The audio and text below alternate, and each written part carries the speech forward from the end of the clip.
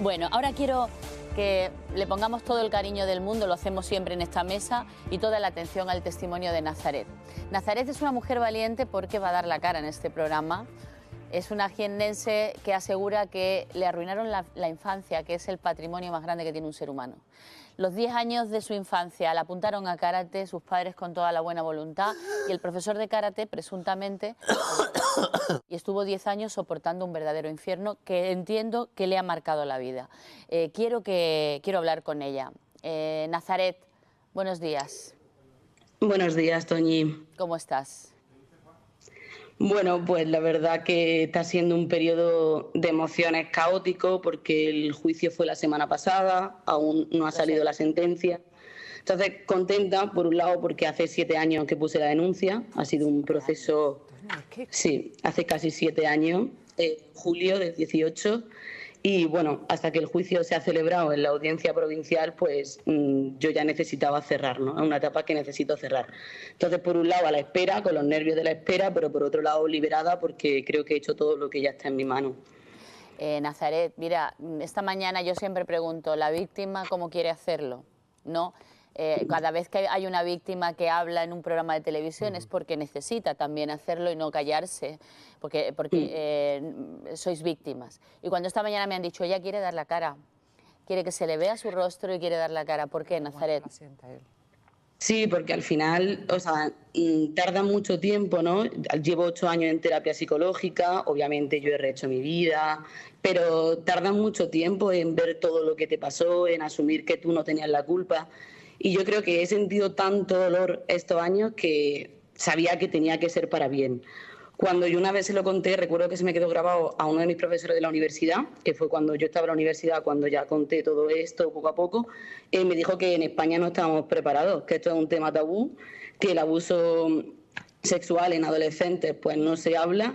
Entonces pensé que tenía que servir, que yo lo mal que lo estaba pasando tenía que ser para algo, y de hecho en unas próximas semanas lanzo un proyecto que se llama No fue mi culpa, que pretende ser una página web para pues recoger testimonios de gente, dar ayuda y visibilizar este. Nazaret, me gustaría convertir el infierno, ¿verdad?, en algo que puede ser útil para otra gente. Me gustaría que nos contaras cómo ha sido ese juicio, Nazaret. Te voy a pedir que pasemos un poco por un momento doloroso de tu vida, ¿no? ¿Cómo ha sido ese juicio? ¿Qué has intentado demostrar que te hizo este hombre? Y luego vamos a hablar de lo que él ha declarado, que también tiene mandangas. Ya, pues al final lo que se intenta demostrar es la manipulación, ¿no? O sea, es verdad que hay detalles muy escabrosos, o sea, está todo el tema de la sexualidad rota, o sea que al final pues te destroza la sexualidad, tú no te das cuenta en ese momento porque hay muchos sentimientos. O sea, para mí era una persona que yo quería como un padre y que idolatraba, que sabes que no es normal, pero no se trata de... Yo siempre digo que esto no es una persona que llega de fuera y te lo hace, o sea, y te agrede sexualmente. Estas manipulaciones que duran durante años es porque tiene que haber una persona que tiene una figura de autoridad en ti, que te ha construido, que tú piensas que no te puede hacer daño. Entonces se intenta demostrar con muchísimos detalles, porque la verdad que, bueno, pues había muchas cosas, desde los 4 hasta los 19, 20 años, que es cuando ya por suerte yo me voy a Madrid, veo otro mundo, empiezo a ver lo que no es normal y salgo de ahí. Entonces, pues es todo... Nazaret, ¿a qué edad empezó este hombre a abusar de ti? Yo siempre digo, ¿qué es abusar? Si te refieres a abuso psicológico, de control de redes sociales, de control de amistades, de hacerme pedir perdón porque yo voy con otra gente sin su permiso, pues eso a los 12. Si hablas de caricias desde los 8 años, de decirme eres mi preciosa, la cara más bonita que he visto nunca, de hacerme fotos y ponerme marcos. Hay que decir que era un íntimo amigo de mi familia, entonces muchas cosas, o sea, esta persona cenaba, comía en mi casa, esta persona conocía, o sea, es 41 años mayor que yo, conocí a mi madre cuando mi madre tenía 7 años, entonces al final para mí era como un tío más de la familia. Entonces muchas cosas que yo digo no son normales, y más yo ahora que me dedico a la educación, pues eran un poco vox populi, y que también, por ejemplo, mi familia, pues al tener tanta confianza en él, pues no lo ves raro. Pero, por ejemplo, pues masajes, siempre me sacaba a mí cuando entrenábamos para al final de la clase hacer masajes. Cuando corregía, yo recuerdo a algunos compañeros con 10 años que decía 8, 9 años, los más mayores decían, os toca el culo cuando corrige. Y nosotros decíamos, no, porque al final nos tiene que tocar, porque es un arte marcial, porque es muy difícil distinguir. O con 12 años pues ya empezaba, siéntate en mis rodillas, te voy a dar un abrazo por detrás. Y luego ya todo el tema más sexual, ya todo a partir de los 16. O sea, eso sí que ya fue hasta los 16, pues caricias, pedirme besos en la mejilla, abrazarme por detrás, ese tipo de cosas como más sutiles dentro de que no eran normales, pero... Y la manipulación, pues yo desde los 12 que ya empecé a entrenar más en serio, a tope. O sea, de hecho yo había momentos que decía, no es normal porque en cuanto él veía un peligro, que claro, yo no lo veía, pero recuerdo una vez que yo tenía 15 años, vino un tío mío a recogerme entre clase y clase porque yo hacía doble entrenamiento, entonces tenía un descanso, y cuando volví tenía una mirada como el hielo, que yo dije, ¿qué ha pasado? Entonces me dijo, ¿cuándo me vas a contar que tu tío quiere abusar de ti? Entonces era como boom. Entonces no, porque tú no tienes la confianza de decírmelo. O sea, al final entra en un bucle de tantos detalles que tú ves que no son normales, que es imposible que tú digas cómo cuento esto, ¿no? ¿Nazaret, hubo en algún momento violación? Sí, pero, o sea, hubo muchas cosas que yo no quería y hubo violación, pero también me parece importante que la gente quiero que entienda que no es como una violación de llego, te esfuerzo y te bajo, es todo mucho más guiado. O sea, llega un momento en el que él dice que tiene que ser mi mentor en todo, llega un momento en el que la primera vez él intenta besarme y yo le empujo y le digo, quita bestia, porque claro, yo me quedé así, después de un entrenamiento que estábamos entrenando para el cinturón negro, entonces estábamos a puerta cerrada, y entonces él me manda un mensaje pidiéndome perdón y yo me callo. O sea, yo digo, es que yo como le decía a mis padres lo que acaba de ocurrir a 5 días de examinarme de cinturón negro con una persona a la que yo considero como mi padre. Pero meses más tarde volví a intentarlo, yo ahí no sabes cómo actuar, y siempre he dicho que eso es lo que más me pesó, porque en el momento en el que tú no sabes cómo actuar, te autoculpas. Y él juega un chantaje, o sea, él me decía muchísimas veces, porque esto ocurría todos los sábados, o sea, yo estuve 3 años todos los sábados en los que había agresiones sexuales, o sea, pero era ir a entrenar y después de entrenar a puerta cerrada en el gimnasio ocurría todo. Y él decía cosas como, bueno, no, porque yo le decía, esto no es normal, o sea, yo...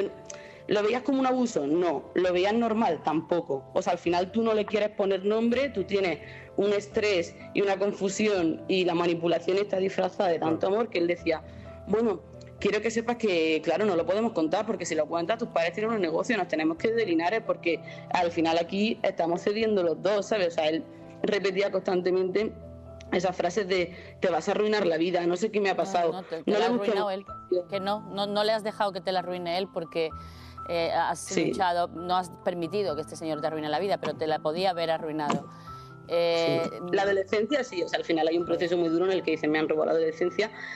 Cuando tu primer contacto con la sexualidad, porque fue durante muchos años, es una agresión y está manipulado y tú no consientes, porque yo en ningún momento consentí. Es verdad que desde el momento, mira Nazaret, desde el momento, yo siempre lo he contado y es un tema que me llega muy de cerca. Desde el momento en el que hay un desequilibrio de edad, desde el momento en el que este señor tiene 41 años y tú eres una cría y tú eres un 9, 11, 16, y ya hay un poder sobre... Ya hay un desequilibrio, ya hay un abuso. No hay una libertad para tomar una decisión. Precisamente ese es el problema, que la conciencia que tiene un adolescente o una persona con capacidad psicológica reducida, automáticamente tienes una vulnerabilidad. Es decir, esta persona es vulnerable, ejerce una influencia y ejerce un dominio. Por eso está penado precisamente los abusos sobre personas con capacidad. Nazaret, porque tú das el paso de denunciar 3 años después de todo esto, ¿verdad? Animada, creo, sí, por tu pareja. Bueno, no 3 años.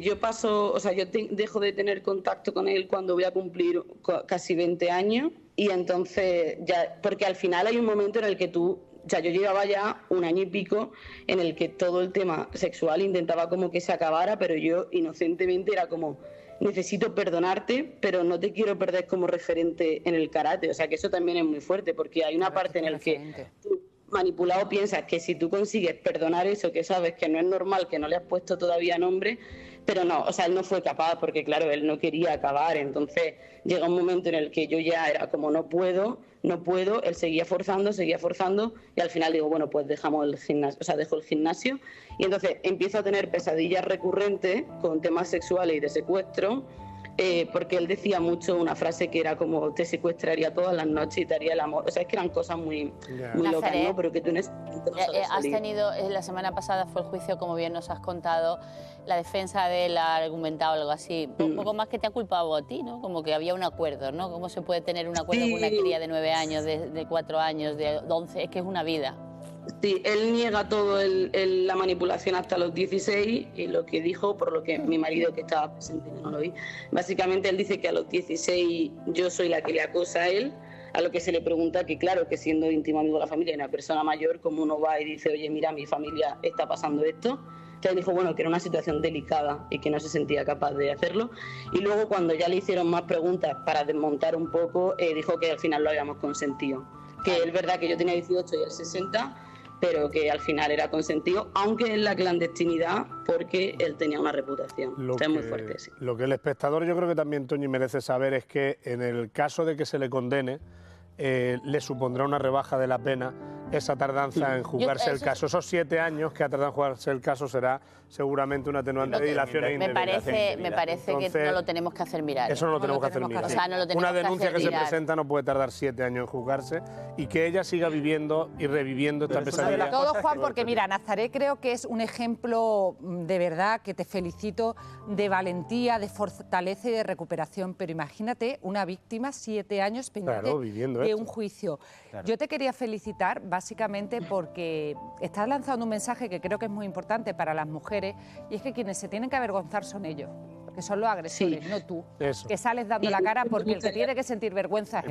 El problema, Raquel, en todo esto es, como bien ha dicho Nazaret, hasta que ella asimila, hasta que ella reconoce que está siendo abusada, el problema de la víctima de abusos sexuales es que no es consciente de que lo que le está pasando es un abuso. Es que son niños. No, pero ella, por ejemplo, llega a una edad a partir de los 18 años y hasta que ella toma conciencia real del problema pasa un tiempo, que es el gran problema que tienen las víctimas. Sí. No reconocerse como realmente víctimas de abuso. Nazaret, me encantará. Porque hay mucho tabú. Para mí esto es muy importante. Es que yo siempre digo que si a mí en el colegio a lo mejor te hablan de drogas, te hubieran hablado de estos temas, es que yo sentía que lo que me pasaba no conocía a nadie que lo hubiera pasado. Entonces eso te hace culpable porque que no tienen referentes. Nazaret, espero contar en este programa dentro de muy poco que haya sido una sentencia ejemplar. Espero poder contarlo. Gracias, muchísimas amiga. Gracias. Muchas gracias por tu testimonio de vida. Que, oye, sé que estás embarazada. Gracias. ¿De cuánto? Sí, de 6 mesecitos, una niña para verano.